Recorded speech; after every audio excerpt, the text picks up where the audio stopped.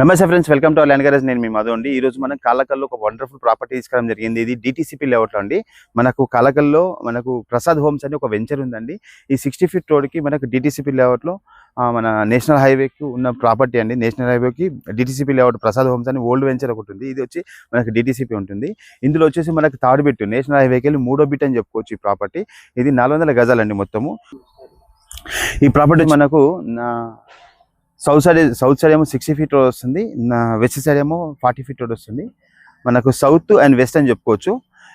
ఇది వచ్చేసి మనకు రోడ్ ఫేస్ మన సౌత్ సైడ్ వచ్చేసి 50 వస్తుంది. సౌత్ సైడ్ వచ్చి 60 ఫీట్ రోడ్కి ఏమో 50 వస్తుంది.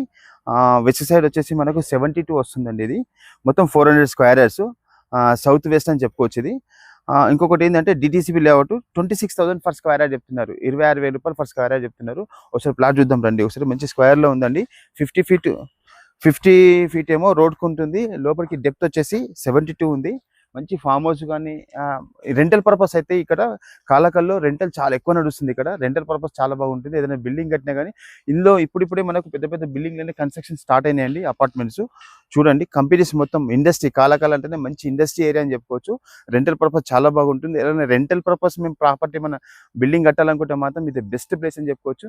నచ్చితే నెంబర్ ఫోన్ చేసి నేను డైరెక్ట్ ఓనర్తో సిట్టింగ్ చేపిస్తాను. థ్యాంక్ యూ అండి. నమస్తే, బాయ్.